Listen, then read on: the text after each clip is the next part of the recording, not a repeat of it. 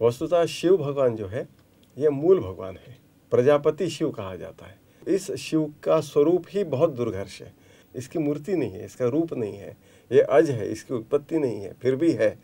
मतलब ये एक ऐसा स्वरूप है कि जो ज्ञान द्वारा ही समझा जा सकता है। मनुष्य के लिए कोई एक चिन्ह चाहिए, उपासना करने के लिए चिन्ह चाहिए, तो इसके लिए शिव का एक लिंग बनाया गया। लिंग मतलब चिन्ह, जैसे विष्णु का लिंग चक्र कह सकते हैं आप, या आप ये कह सकते हैं कि किसी के जेब में स्टेथोस्कोप दिखेगा तो आप कहेंगे ये डॉक्टर है, ये लिंग है, पहचान है, इट्स अ सिंबल। ये जो सिंबल बनाया है जिसको हम शिवलिंग कहते हैं, इसके पीछे एक बहुत बड़ा वैज्ञानिक तथ्य है, और उस तथ्य की पहचान अब खुल रही है जब हमारा विज्ञान प्रगति कर रहा है।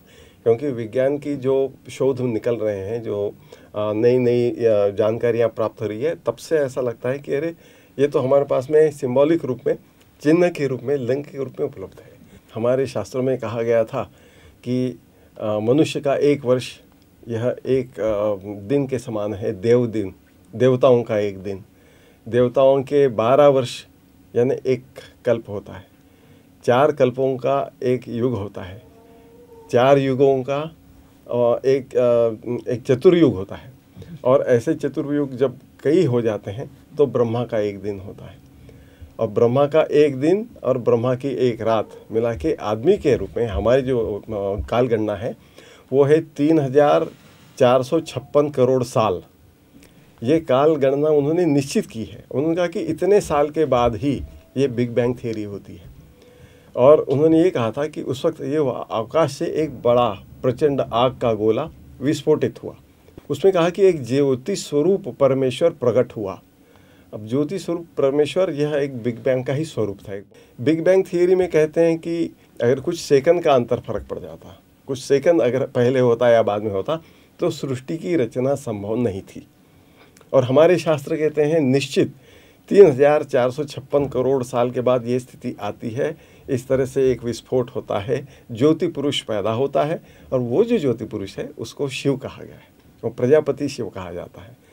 तो इसका वर्णन आपको महाभारत के अध्याय 201 में आता है, जिसके अंदर महर्षि व्यास इतिहास बताते हैं कि नारायण मुनि ने बहुत तपस्या करके इस शिव को प्रसन्न किया, और उन्होंने उसका वर्णन किया है कि इसका स्वरूप उन्होंने देखा तो क्या देखा।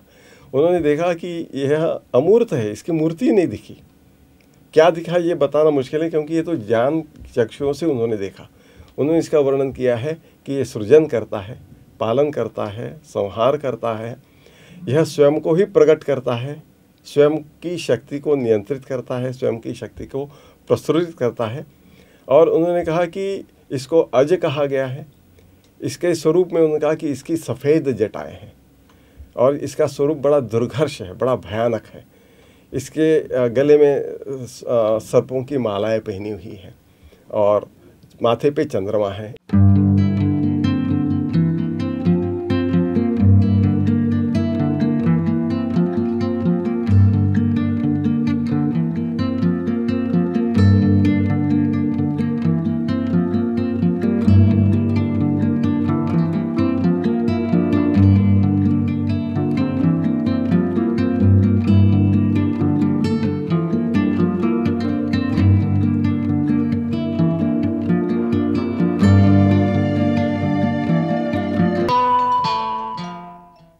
इस प्रजापति शिव के स्वरूप के बाद में जो उत्पत्ति हुई, इसने सबसे पहले निर्माण किया हिरण्यगर्भ को।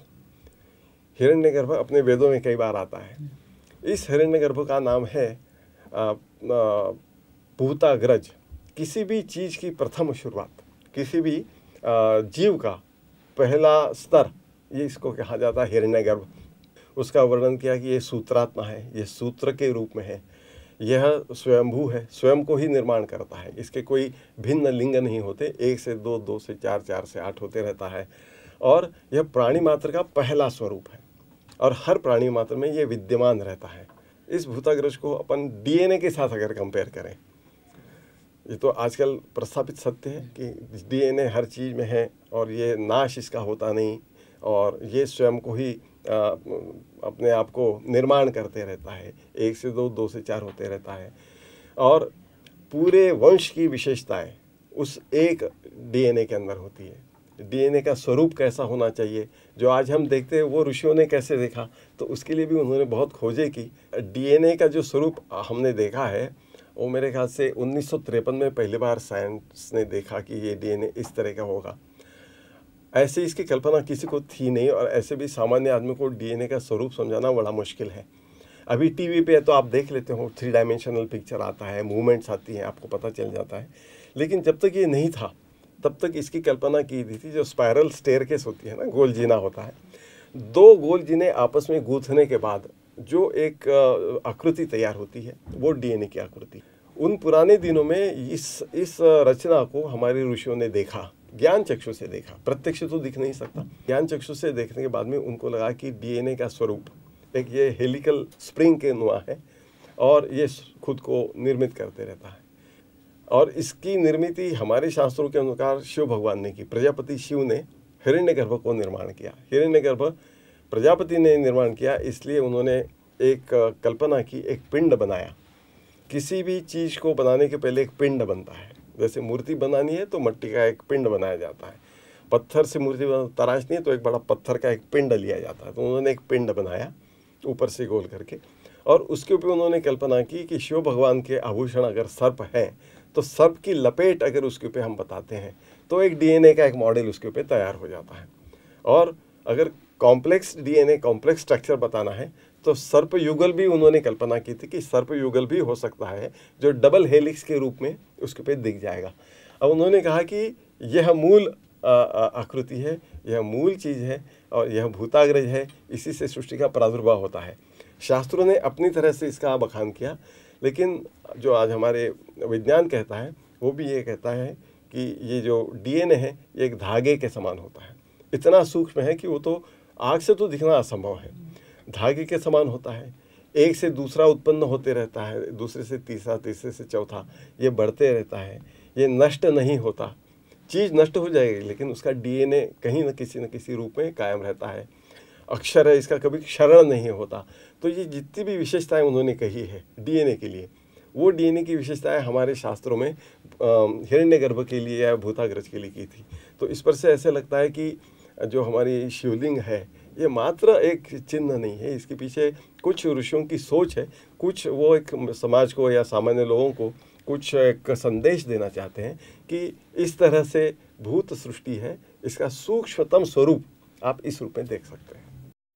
शिवलिंग जो है ये एटॉमिक स्ट्रक्चर को रिप्रेजेंट करता है, इसलिए कि जो उन्होंने पिंड बनाया इसकी कल्पना ऐसी करी है उन्होंने कि उसके अंदर एक हरि है और हर है।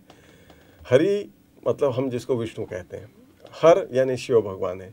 तो हरि और हर उस पिंड के अंदर विद्यमान है। और जो जलहरी है, जलहरी के ऊपर 3 धाराएं होती हैं। 3 ही क्यों होती है? क्योंकि 3 संस्कृत में अनेक वचन के लिए 3 रिप्रेजेंट होता है, एक वचन, द्विवचन और बहुवचन। मतलब 3 या 3 से ज़्यादा हो तो उसको बहुवचन बताने के लिए वो 3 रेखाएं हैं कि ये बहु है। ये स्ट्रक्चर हमारा एटॉमिक स्ट्रक्चर है। जैसे एक प्रोटॉन है, न्यूट्रॉन है और उसके अगल बगल घूमने वाला, बहुत तेज़ी से घूमने वाला इलेक्ट्रॉन है।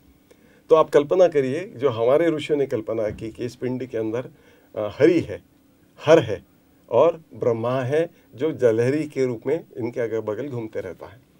हरि के साथ ब्रह्मा का सूत्र बंधा हुआ है, नाभि से सूत्र बना हुआ है, दूर नहीं जा सकता। और सृष्टि की रचना करने के बाद उसके पालनकर्ता के स्वरूप में वो हरि के साथ में जुड़ा हुआ रहता है। हर जो है उदासीन है, अपनी जगह बैठा है, हिमालय पे बैठा है, अपने ध्यान में लीन है और वो कभी आवश्यकता पड़ने पे संहारक स्वरूप कर सकता है। किसी भी चीज़ का प्रादुर्भाव प्रोटॉन और इलेक्ट्रॉन मिलके करते हैं। इसमें भी इलेक्ट्रॉन का ज़्यादा हाथ होता है। इलेक्ट्रॉन की संख्या कम होना या ज़्यादा होना वस्तुमान को बदलते रहता है। तो ब्रह्मा का काम वही है, सृष्टि की रचना करना। प्रोटॉन के साथ मिलके वो उसका पालन करता है।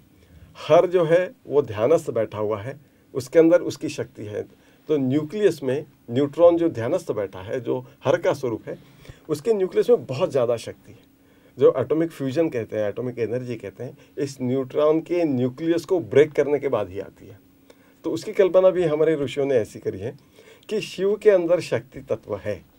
जब तक शिव ध्यानस्थ है, शक्ति तत्व भी उसके अंदर समाया हुआ है, शांत बैठा हुआ है। जब आप शिव को जागृत करते हो, क्रोधित करते हो, न्यूक्लियस आप तोड़ते हो, ब्रेक करते हो, तो जो शक्ति, जो रुद्राणी प्रकट होती है, जो दुर्गा प्रकट होती है, शिव की शक्ति प्रकट संहार करती है, तो वो एटॉमिक एनर्जी का स्वरूप है।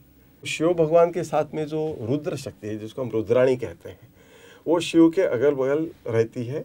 और महाभारत में तो वशिष्ठ ऋषि ने वर्णन किया है कि मैंने इस रुद्र को देखा था। जब मैंने इसको देखा था आकाश में, तो मेरी आंखें चकाचौंध हो गई थी। इस पुरुष को देखते हुए मैंने देखा कि इसके अगल बगल एक काली छाया नृत्य कर रही है, और काली छाया इतनी विराट थी कि उन्होंने वर्णन ये किया है कि मैं अपने मनोबल से भागा और उस काली छाया का पीछा, मतलब काली छाया कितनी बड़ी है देखने की कोशिश की।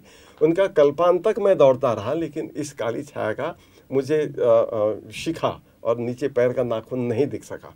मतलब एक बहुत विराट शक्ति शिव के साथ में है और शिव के अगल बगल नृत्य करती है। अब ये कल्पना ऐसे कि जैसे इलेक्ट्रॉन इसके न्यूक्लियस के अंदर जो पार्टिकल्स इसके भौताल घूमते रहते हैं, वो भी थरथराते रहते हैं, परिभ्रमण करते रहते हैं, अपने आप गोल घूमते रहते हैं और परिक्रमा भी करते रहते हैं। नृत्य की तीनों भूमिकाएं यह इलेक्ट्रॉन करते रहता है। इसको जब हम विस्फोटित करते, शिव से शक्ति को अलग करते हैं, तब उसका संहारक स्वरूप प्रकट होता है। जैसे शंकर भगवान भी चाहें तो उस शक्ति को प्रकट कर सकते हैं। आप लोगों ने देखा हो कि अभी जो हमारे नए एटॉमिक रिएक्टर्स हैं, उनका स्वरूप भी एक पिंडी के स्वरूप में होता है, और इसके अंदर भी जो रेडियो एक्टिव पार्ट्स होते हैं, ये पानी के अंदर डुबा के रखे जाते हैं। इसके ऊपर पानी का सतत वर्षाव किया जाता है। हार्ड वाटर, सॉफ्ट वाटर की क्वालिटीज़ वहीं पे बनती हैं, और ये जो पानी होता है ये रेडियो एक्टिव होता है। तो शिव के पिंडी के ऊपर भी सतत धार या सतत अभिषेक की जो कल्पना है, वो ये है कि इसका जो तापमान है नियंत्रण में रहना चाहिए, नियंत्रित रहना चाहिए। अगर ये एटॉमिक स्ट्रक्चर है, इसके अंदर यह शक्ति अगर सुप्त रूप में है, जो कभी भी जागृत हो सकती है, इसका तापमान कंट्रोल में रहे, ये नियंत्रण में रहे, इसके स्वरूप में जैसे एटॉमिक रिएक्टर में पानी का उपयोग होता है, वैसा ही उपयोग शिवपिंडी के ऊपर अभिषेक के रूप में किया जाता है। और ये जो पानी जब जलहरी में बह के बाहर आता है, तो आपको याद होगा कि शिवलिंग के ऊपर जो अभिषेक किया जाता है, उस पानी का तीर्थ के रूप में प्राशन करने के लिए मनाही करी है। कारण यही है कि रेडियो एक्टिव पानी का प्रयोग नहीं किया जा सकता। जलहरी से जो पानी बहकर बाहर निकलता है तीर्थ के रूप में, परिक्रमा भी शिव की पूरी नहीं की जा सकती, कि शिव इतना विराट समझा जाता है। इतने विराट स्वरूपी परिक्रमा मनुष्य मात्र कर नहीं सकता। ये हमारी लिमिटेशन है, ये हमारी सीमाएं हैं, इन सीमाओं के अंदर ही हमको रहना है। तो ये जो है, ये सूक्ष्म से सूक्ष्म रूप में भी आप पिंडी के अंदर देख सकते हैं। और सबसे विराट, महान से महान आप जो गैलेक्सीज़ हैं, जो नेबुले हैं, इनका चित्र आप देखेंगे तो आपको वही दिखेगा कि जो शिवपिंडी का जो लिंग स्वरूप है, जिसको बाण भी कहा जाता है, शिव बाण कहा जाता है, और जलहरी है उसको शालूंका भी कहा जाता है, तो उसका प्रोपोर्शन होता है 10:1। और ये वास्तव में जो बाहर के फ़ोटो लिए गए हैं, अंतरिक्ष के फ़ोटो लिए गए हैं, उसके अंदर हूबहू शिवलिंग की प्रतिमा निकल के आती है, क्योंकि ये उसका स्वरूप है। शिव को भोले भगवान कहा जाता है। बड़े थोड़ी सी तपश्चर्या से प्रसन्न होने वाला है, और प्रसन्न होने के बाद में फिर वो औघड़दानी है, जो चाहे वो दे देता है। सामने बैठा हुआ असुर है कि सुर है, उसने जो मांगा सो दे दिया। लेकिन वो आपको सही मार्ग पे चलना ही आवश्यक है। अगर आप गलती से भी गलत मार्ग पे चलना शुरू कर दोगे, तो फिर शिव शक्ति ही अगर आपके ऊपर प्रसन्न नहीं हुई, तो फिर आपको बचाने वाला कोई नहीं हो पाएगा। शिव भगवान भोले तो हैं और प्रसन्न भी बड़े जल्दी होते हैं, लेकिन बहुत शक्तिमान है। उनकी शक्ति की कल्पना करके ही उनकी उपासना करनी चाहिए। और जिसके पास शक्ति होती है वो शक्ति दे भी सकता है, सबको शक्ति भी मिल सकती है। उसके स्वरूप को जानना जरूरी है। इस शिवलिंग की उपासना करने से 2 योग साध्य होते हैं, एक आत्मयोग और एक शास्त्र योग।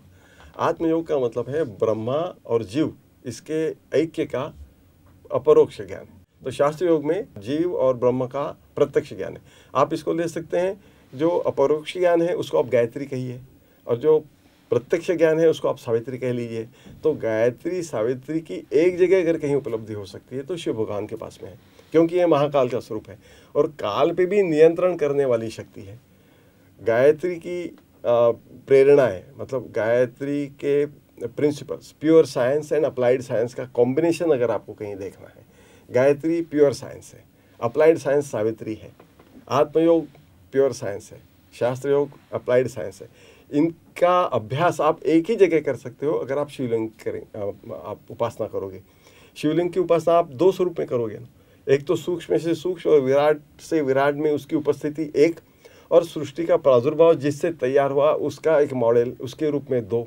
इसको आप देखेंगे तो हमारा जो विज्ञान है और हमारा जो प्राचीन भारतीय अध्यात्म है, इनका समन्वय साधने के लिए बहुत बड़ी उपलब्धि है, बहुत अच्छा एक चिन्ह है जिसके ऊपर से हम सोच सकते हैं कि हाँ, अध्यात्म और साइंस अलग अलग नहीं है, कहीं ना कहीं तो जाके वो एक हो रहे हैं।